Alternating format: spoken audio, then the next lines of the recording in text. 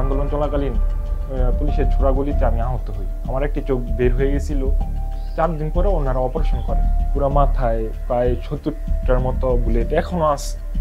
এই চোখ আর আসবে না।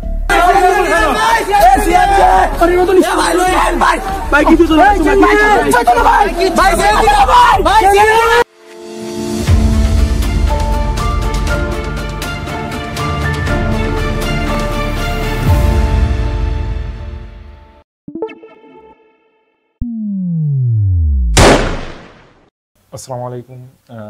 আমার নাম মোহাম্মদ তানভীর মোল্লা। 18 জুলাই আমি বৈষম্য বিরোধী ছাত্র আন্দোলনে জেলখানা মোড়ে যোগ দিই। যোগ দেওয়ার পর পুলিশের ছোড়াগুলিতে আমি আহত হই।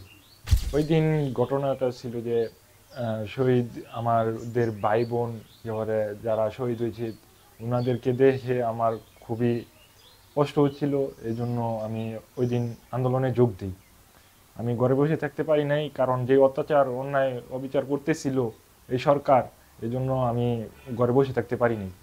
এই জন্য 18 তারিখ আমি নরসিংদী জেলখানা মোড়ে অবস্থিত হই আন্দোলনে।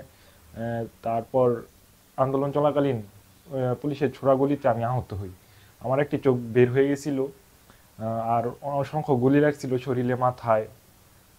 তারপরও কয়েকজন লোক আমাকে সদর হাসপাতালে নিয়ে যায় দৌড়াদৌড়ি করে।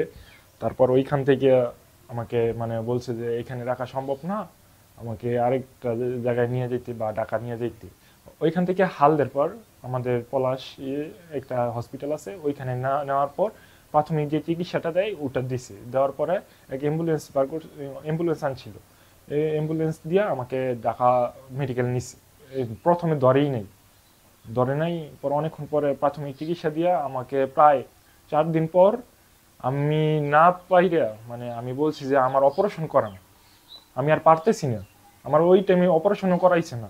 ওনারা বলতেছে যে কয়দিন যাক, চোখ দেখি কয়দিন যাক, আর আমি সইতে পারতেছি না। পরে আমার বাবাকে বললাম যে চলো আমি বলুন, আমি আর পারতেছি না, আমি এই যন্ত্রণা সহ্য করতে পারতেছি না, আমার অপারেশন করা লাগবে, নয় আমি থাকতে পারবো না। পরে দা অনেক কাকুতি মিনতি কইরা যে আমাকে অপারেশন করান, নয় আমাকে কিছু একটা কইরা দেন। ওরা দা অনেক কাকুতি মিনতি করার পরে 4 দিন পরে ওনারা অপারেশন করে। ওর 10 দিন পর আমি আমার বাড়িতে আসি। আসার পরে এখানেও থাকতে পারি না।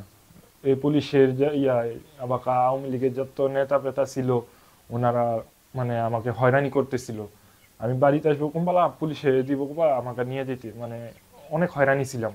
পরে আমার বাড়িতে আসি না, আমি গেছিলাম আমার ফুফুর বাসায় নরসিংদী। ওইখানে থাকার পরে পরের দিন রাত্রে টহল দিছিল যে অনেক পুলিশ ছিল, ঘেরাও দিয়ে লাইছে। ভাগ্যে আল্লাহর শেষ রহমতে যে ওই দিন আমাদের ফ্ল্যাটে উঠে নাই।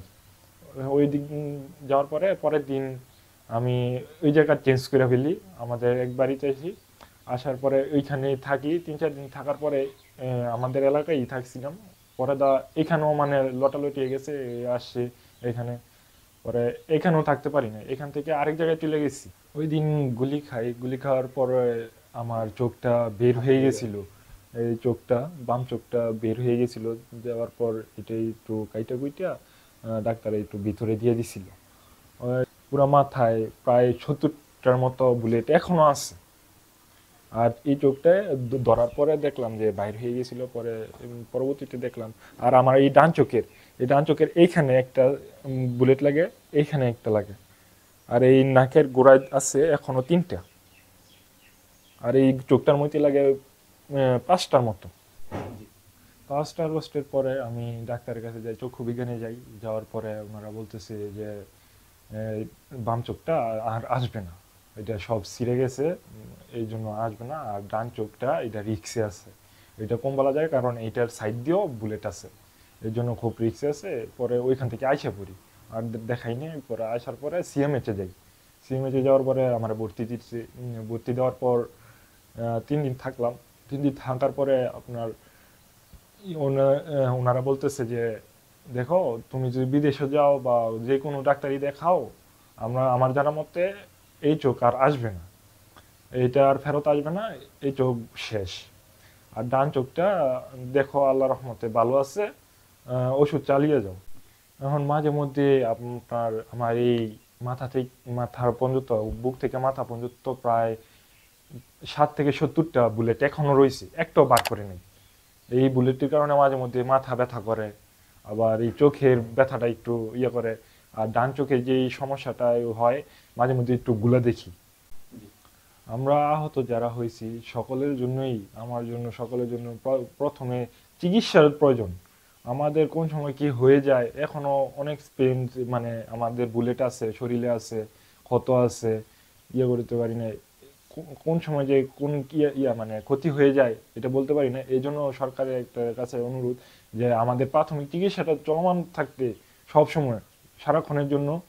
আর দ্বিতীয় কথা হচ্ছে আর্থিক সমস্যাটা, মানে আমাদের এই বয়সটা এখন আমরা কি করব?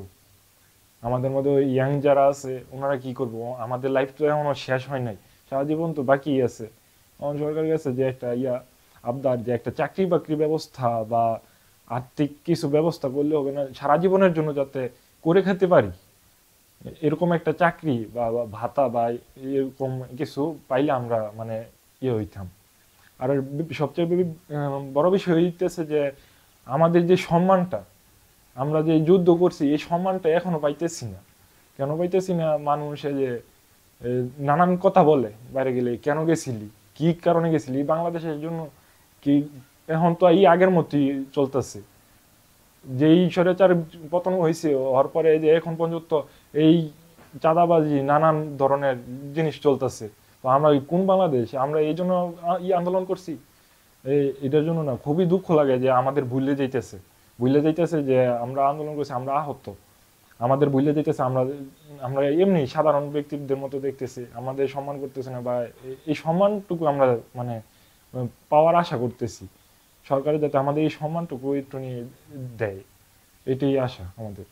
চাইছিলাম, মন থেকে চাইছিলাম যে আমাদের বাংলাদেশটা হোক আমাদের মতো, মানে আমরা যাতে কথা বলতে পারি নির্দ্বিধায়, কারো মানে ডরায়, কারো মানে না কইরা যেতে, মানে আমরা কথা বলতে পারি। আর দ্বিতীয়ত সন্ত্রাস মুক্ত, চাঁদাবাদী মুক্ত, মানে নানান ধরনের অন্যায় অবিচার এগুলো থেকে দূরে থাকার জন্য। আর নর্মালি যে বাংলাদেশে আমরা মন খুলে ঘুরতে পারি, করতে পারি, কাজকর্ম করতে পারি, স্বাধীন বাংলাদেশ চাইছিলাম। তো এই স্বাধীন দেশটা এখনো আমরা পাইতেছি না। এখনো এই চাঁদাবাজি সন্ত্রাসী সবই চলতেছে, থামতেছে না। আমরা এরকম বাংলাদেশ চাই নাই। আমরা বাংলাদেশ চাইছিলাম আমাদের মতো যাতে হয়, আমাদের মানে কারো কথায় যাতে আমরা উঠি না, বসি না, এরকম না, আমাদের মন মতো আমরা চলতে পারি, এরকম বাংলাদেশ চাইছি।